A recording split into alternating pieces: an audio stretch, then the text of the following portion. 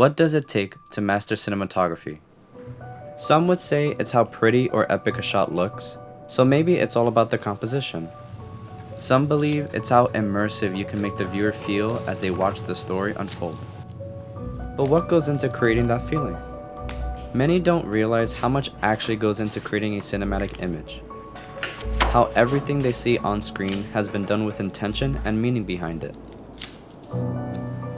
If you want to master cinematography, there are essential elements you need to understand, and I'll show you everything you need to know. You need to have a good understanding of the technical aspects of filmmaking, know what goes into creating the visual language, and understand all the additional skills and responsibilities we have to make this process work. Everything within cinematography is to serve the story being told, but what is everything? Well, first, the fundamentals. You don't need to know every little thing about cameras to be a cinematographer, but you should know enough of what you're talking about to get your point across, and know the limits of what you're working with so you know what is achievable. At least understand the basics, like the exposure triangle. Even if you think you already have a full understanding of it, always remember you can use it to change your visual language in many different ways. With the shutter speed or shutter angle, you can affect the motion blur in a given shot. The standard is to double your shutter speed for the frame rate you're working in, or have the shutter angle at 180 degrees. If you slow down the shutter speed to 1/20th or 1/10th of a second, you introduce more motion blur, giving your cinematography a dreamlike look. If you speed it up to 1/100th or 1/250th or higher, you lose the motion blur and can clearly see what's happening, making it easier to observe high-speed action or make it feel more intense or exaggerated. The aperture is for how much you want in focus. If you want a shallow depth of field, you drop the aperture to f2.8 or lower. If you want a deeper focus, you can go to f5.6, 8, or higher. The depth of field in a shot matters to what you're filming and what you want the audience to pay attention to. And finally, the ISO. You might think it's just best to shoot at the base ISO for a cleaner image, and that could be true for the most part, but sometimes you want a certain visual style, and changing the ISO can achieve that. The cinematographers from the films Nobody and A Complete Unknown chose to push the camera to its limit with the ISO. It gave their respective films a unique look, a texture that could only be achieved by raising the ISO as high as they did, because they learned what their cameras were capable of. You can apply and manipulate the exposure triangle to your advantage for a more immersive visual storytelling experience. The lenses you choose also belong on the technical side of filmmaking, and I'm not talking about the focal lengths just yet. The qualities of a lens are what we need to decide on when we have that option. You could want the Cooke look from the Cooke lenses. They have a warmer, high contrast, sharp look that is pleasing and subtle to the viewer, not too crazy in its characteristics. Then there are anamorphic lenses on the opposite end, with their oval bokeh, iconic lens flares across the frame, and softer edges as you go further from the center. And there are vintage photo lenses as well, like the legendary Helios 44-2 lens. Known for its swirly bokeh and lower sharpness towards the edges, this has been used by cinematographer Greg Fraser in his films like The Batman and Dune Part 2. There are many other lenses you can choose from, and filtration you can add to them. You just have to experiment and find out what characteristics you desire. With a deeper insight into the technical aspects of filmmaking, you can better understand your equipment to get the most out of it, and you can communicate more clearly what you want when you create the visual language in your cinematography. For me, and I believe for most of you, this is the best part about being a cinematographer, getting to bring to life the visual world of whatever you're creating. Cinematography takes the words, actions, and emotions of what you or the director has in their story and puts them into a visual world that the audience can experience. There's a lot that goes into creating the visual language that will help immerse the viewers in the world you've made. Let me give you the essentials to master cinematography. The first visual element we take in is composition. We show the audience where to look in a frame. We choose what we let them see and what we leave out. Different factors within composition can affect the audience's experience. The traits I want to talk about are aspect ratio, camera placement, shot size and focal lengths, camera movement, and camera focus. First, aspect ratio. This completely changes how we plan and look at our compositions. We could use the standard 16:9 high definition aspect ratio or the widescreen 2.35 aspect ratio, usually associated with the anamorphic look.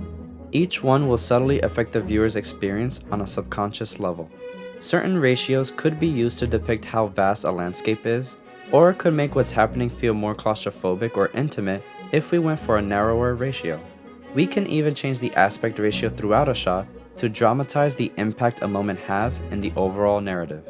This is the first decision we must make when creating our compositions, and it can significantly impact the story as a whole. Where you place the camera can change everything about a shot and the emotion the audience feels. Different camera angles can put the viewer in various positions, enhancing the story being told. You can have an eye-level shot to match what we see in real life, keeping the look neutral. Or you can go for a high-angled shot to make the audience feel uneasy, to look down at your subject, making the look weak, or to show more of a scene that is happening across a vast area. Or why not a low-angle shot that can convey power or vulnerability in a character? Placement can also be as simple as an over-the-shoulder shot, letting the audience see what the character is paying attention to. It's about viewing things from different perspectives. There are many camera angles we can explore and experiment with to tell the story. However, there are also factors such as shot size and focal length that can significantly impact what we see and how much we allow the audience to take in. You can go from extreme wide shots to extreme close-ups, all with different focal lengths to pick from. Extreme wides don't have to be shot with a wider focal length, and you don't have to use longer focal lengths for close-ups. You can mix them if a certain style fits the story you're telling, and using different focal lengths can change the look of the world. You can go for a more standard approach that makes the visuals appear more realistic, or take a creative approach with the focal lengths that can alter the world around our characters. Camera movement can also affect what is in frame. Should we move the camera to reveal something new to the audience? Do we want to track or follow someone as they explore the space they're in? Are we in the action of what's happening, or do we choose not to move the camera at all? Letting the scene play out, no distractions from what the audience needs to see, all focus on what is happening in this moment. We not only make intentional choices on these aspects, but anything we let in the frame, we have to consider what is the focus. Just because something or someone is in the scene doesn't mean that's what the audience needs to pay attention to. Maybe some details should stay hidden until the time is right. Sometimes we want to rack focus to help direct the audience's attention from one part of the frame to another. All of these choices are important just for the composition. We have to make them with purpose, but the composition is only part of what brings out the emotion and story in the visual language. The next and even more important aspect is the lighting. Every good cinematographer knows how to control and use lighting. Anyone who wants to master cinematography, visual storytelling, or anything cinematic should focus on improving their lighting skills. Lighting helps create the emotion in a scene with your compositions. Where the light comes from or where you place your light, the quality of the light, and the intensity of it are all factors in achieving the look you want in your image. The number one must-know thing about creating depth in your lighting is to almost always shoot from the shadow side. Most, if not all, of your favorite shots in cinema will be shot from the shadow side of your subject. Have the strongest source of light come from the opposite plane of your camera. It doesn't matter if you're using natural light, an LED, or a lamp. You can choose to light from the side or even fully backlight your characters, but at times, you might place your camera on the same side as your key light. If it works for the story you're telling, you might have the sun coming from where the camera is placed, or your strongest light along the same plane. Not only is the lighting placement important for your cinematography, but the quality of the light can change the mood you're going for. This is about using harsh versus soft lighting. You can tell the difference by how the light falls on your subject. If there is a hard or gradual roll-off from the brighter parts to the darker parts.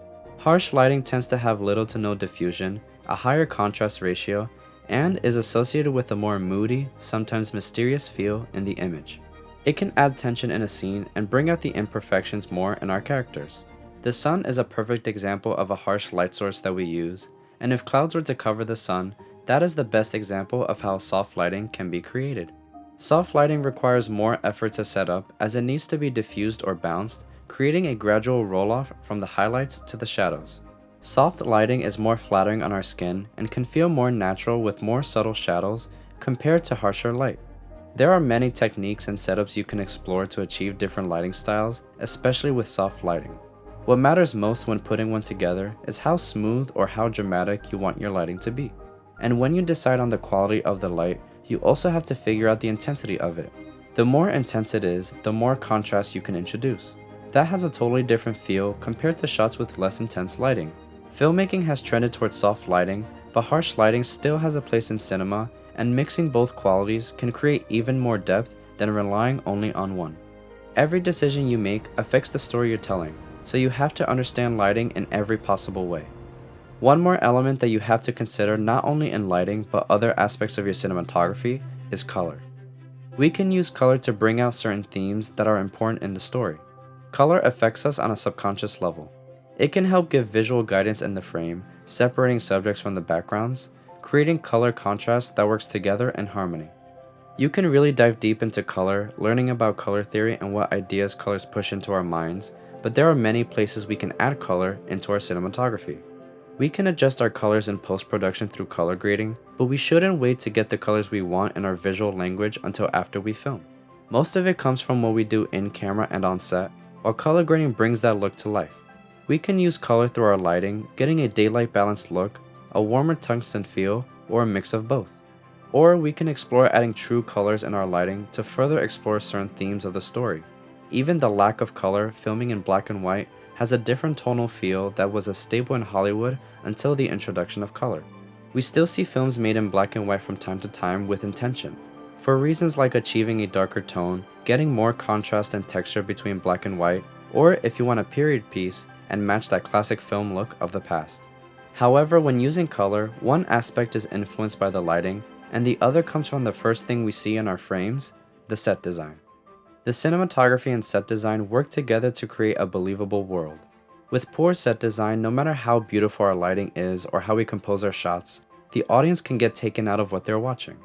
Set design is what helps give the aesthetic we want in the visual language, the texture that adds depth to our shots, and here is where color can also play a factor. From the wardrobe, the props, the practical lights, the furniture, and anything else you can see in the space around your characters. Every piece has to be picked with intention, and the more thought that's put into it, the better the results will be in the end.